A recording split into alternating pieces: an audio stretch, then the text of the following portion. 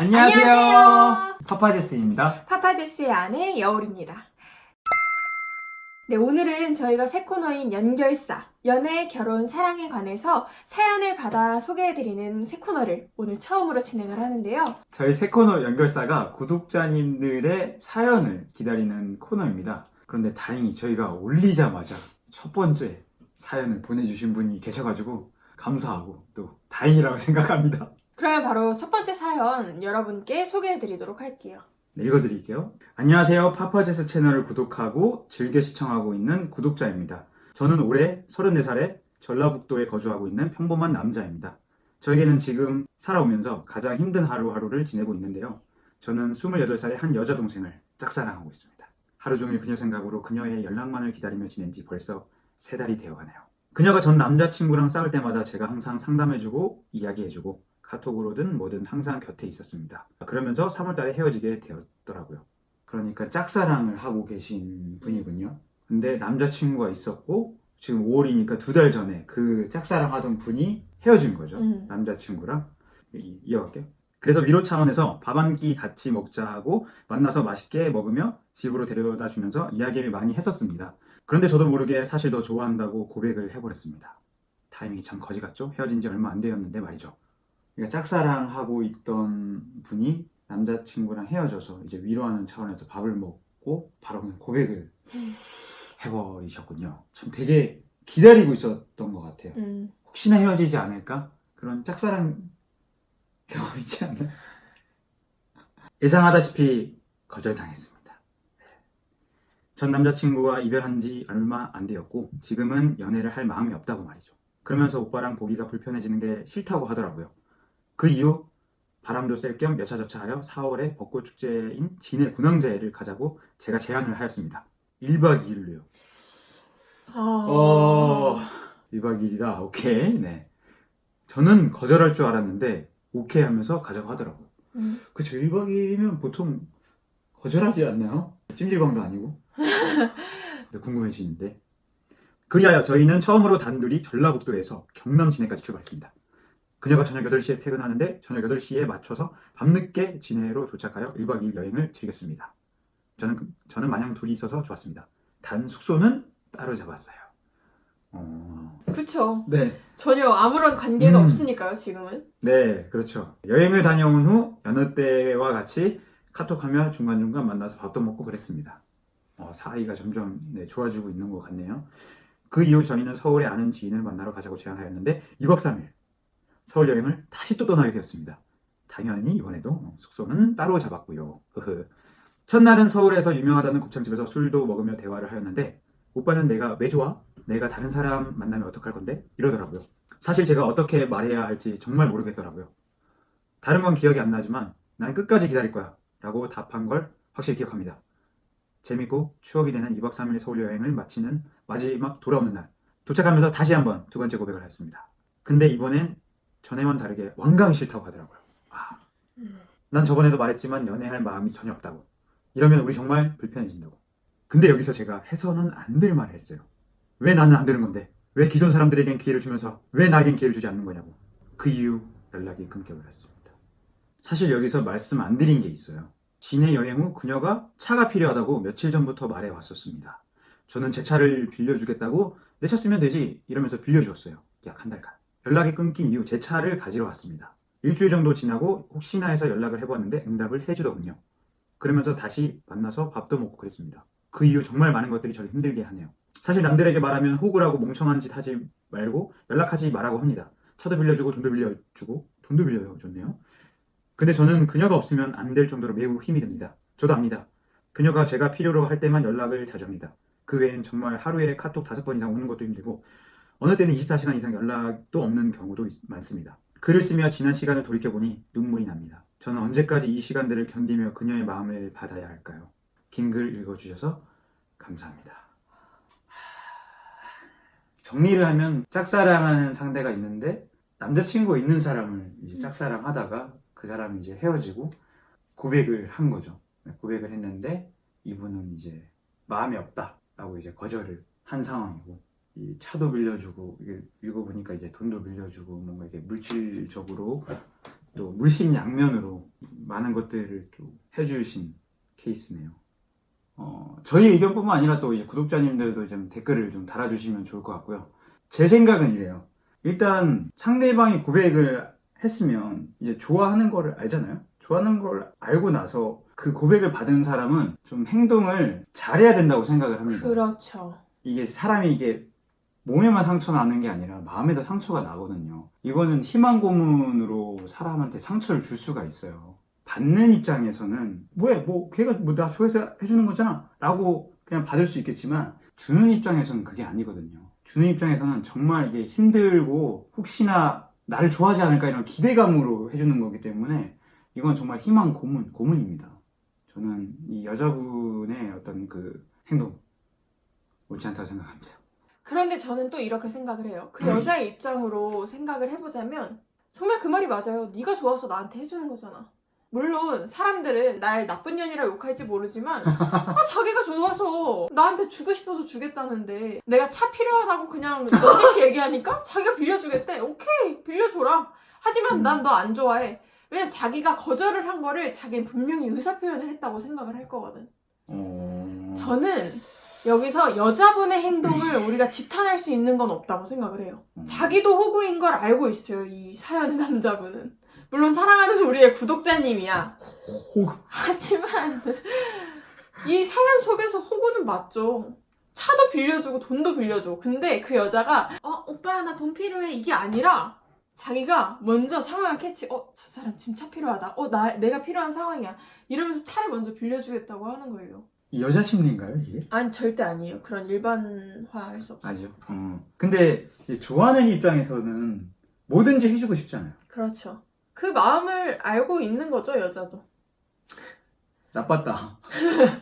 근데 이 여자의 중요한 포인트는 나는 너에게 마음을 안 줄 거야 라고 얘기를 했다는 거예요.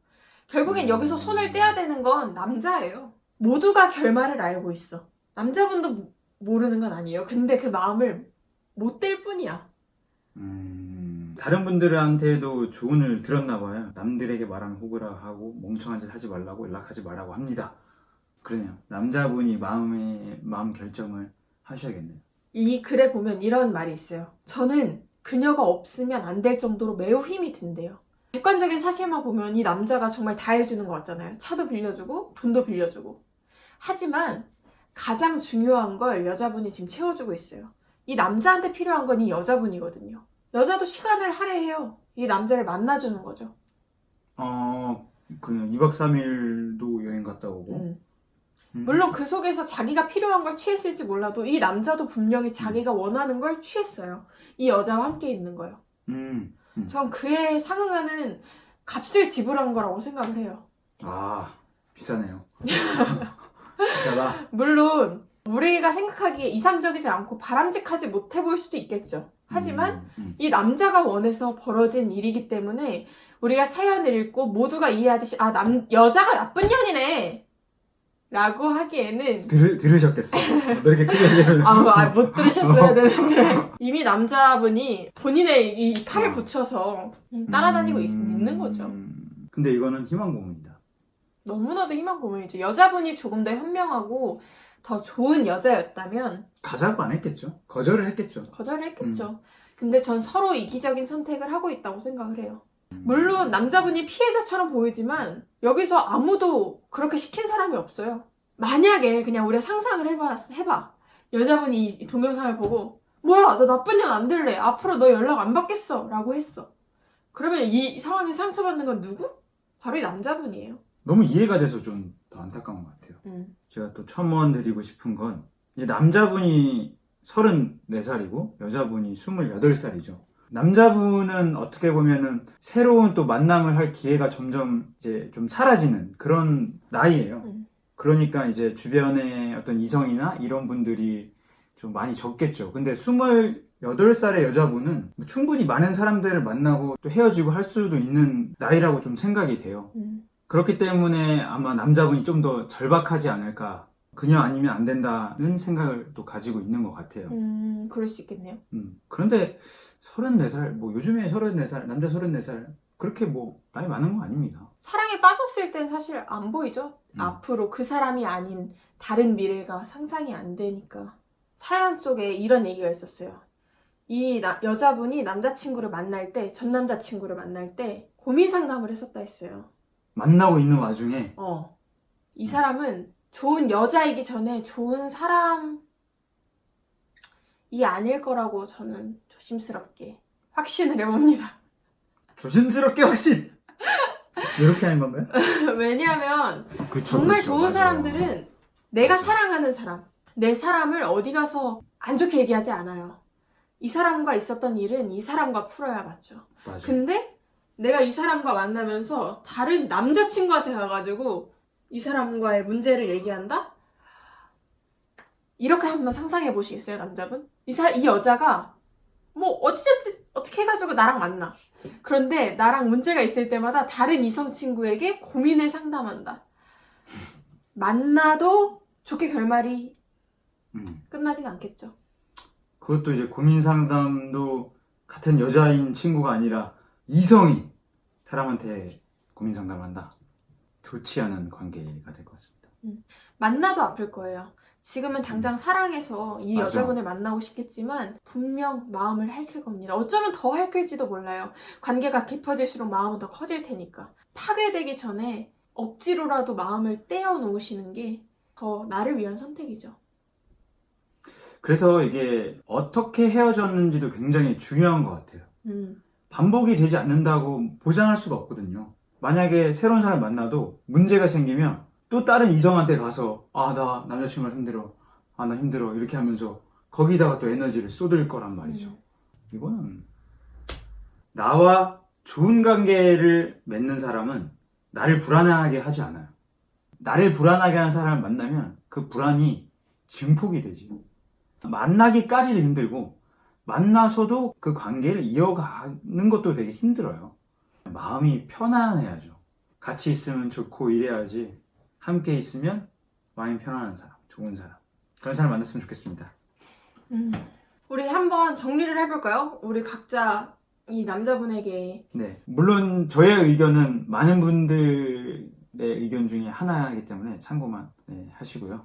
네, 어떤 관계에 있어서 타인이 정의하는 거는 선단이 될 수가 있어요. 왜냐면 본인이 아니기 때문에 그 관계에 대해서 정의하는 거는 쉽지 않은 일인데, 내가 이 사람과 있고 싶지만 이 사람을 만나기까지 너무 힘들고, 또 만약에 이 사람이랑 잘 된다고 해도 내 마음이 힘들면은 그 관계는 건강한 관계로 맺어지기가 좀 힘들지 않을까라고 생각을 합니다.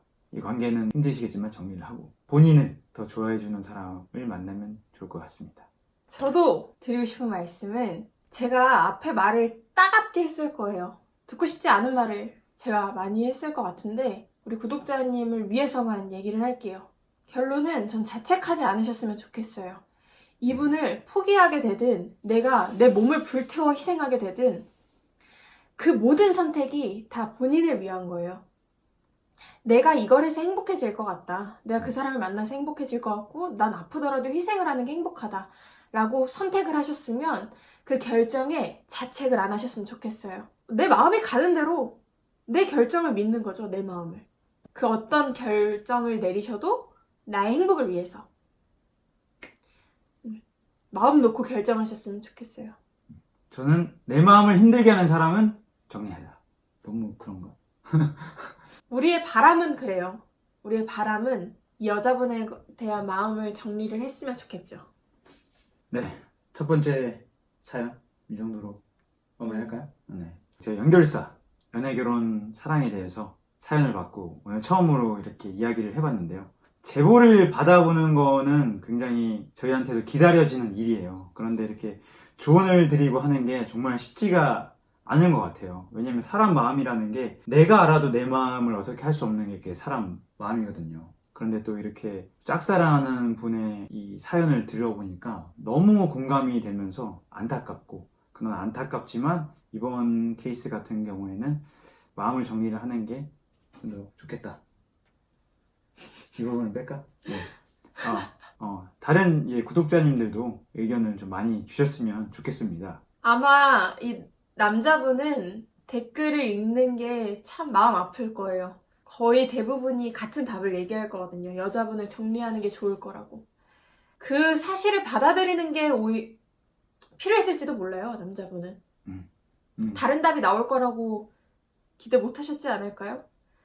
이런 댓글들을 보고 마음이 정리되셨으면 좋겠습니다, 개인적으로는. 근데 우리가 너무 몰아가고 있는 건 아닐까요? 정해라. 이렇게. 뭐 다른 의견이 나오면 어. 다른 의견이 나올까? 어렵다. 근데 짝사랑은 그 희망의 근간을 두고 있어요. 이 사람이 1%라도 나를 좋아해주지 않을까. 그 1%를 99%로 만들고 싶은 게 짝사랑인 거죠. 가능성 없을까요? 가능성이 없다고 제가 말할 순 없어요. 가능성이 분명히 있을 수도 있고 그거는 뭐 아무도 모르죠. 근데 왜 제가 그거에 대해서 얘기를 하지 않냐면 적어도 이 영상에서 그 아주 작은 가능성을 따라가도록 만들고 싶지 않은 거예요. 남자분이 가능성이 있어? 하고 번뜩이게 하고 싶지 않은 거죠. 제 마음은. 단호박이시네요. 물론 잘 되실 수도 있어요. 근데 그걸 바라지 않는 거죠. 그리고 객관적으로 가능성이 있냐고 여기서 물어보셔도 전 없어요. 알겠습니다. 제스는 어떤데요? 왜냐면 저는 짝사랑하는 사람의 마음이 이제 이해가 되니까 혹시라도 나를 뭐 좋아해주지 않을까라는 마음을 계속 가지고 있는 거죠. 그런 가능성이 있다면 좀 더 노력을 하고 싶은 거고 내 마음이 내 마음대로 안 되는 거죠. 이럴 때는 남자분한테 자기를 정말 좋아해주는 사람이 딱 나타나는 거예요. 맞아. 그러면 그냥 정리가 돼요. 맞아. 생각도 안 나. 나를 정말 좋아해주는 사람을 만나면 생각도 안 나지. 근데 사실 마음이란 게 내가 좋아하는 게 중요한 거니까요. 나를 뭐 1200% 좋아한다고 해도 내가 1% 관심도 없으면 안 되잖아요, 그건. 이런 케이스인가요? 그 여자분. 그럴 수도 있겠네요. 네. 저희 연결사의 첫 번째 사연 소개해드렸습니다. 죄송해요. 제가 너무 세게 말했죠. 안 그래도 마음 아파하시는 분한테 너무 마음을 담아 조언을 해드린 건 아닐지. 좋은 주제였던 것 같아요. 짝사랑에 대해서 좀 이야기를 해보는 그런 시간이었습니다. 저희 의견뿐만 아니라 또 댓글로 많은 현명하신 또 구독자님들도 조언을 해주시면 감사하겠습니다. 사연을 보내주신 분께는 저희가 소정의 상품을 드린다고 했는데 저희는 책 선물을 좀 많이 해주는 편이에요. 아마 앞으로도 연결사로 사연을 신청을 해주시면 그 사연을 보내주신 분께 들려드리고 싶은 이야기, 그러한 책들을 아마 선물을 해드리지 않을까 싶습니다. 오늘 선정된 사연을 보내주신 분은 저희 이메일로 받을 주소 보내주시면 감사하겠습니다. 네, 그러면 첫 번째 사연은 여기서 마무리하도록 하겠습니다. 사연 보내주셔서 너무너무 감사하고요. 부디 행복한 결말이 있기를 진심으로 바라고 있겠습니다. 네, 더 좋은 사람이 기다리고 있을 겁니다. 네, 좋은 만남을 또 기원합니다. 네, 그럼 끝까지 들어주셔서 감사합니다. 더 많은 제보 기다리고 있을게요. 감사합니다. 지금까지 파파제스였습니다. 감사합니다.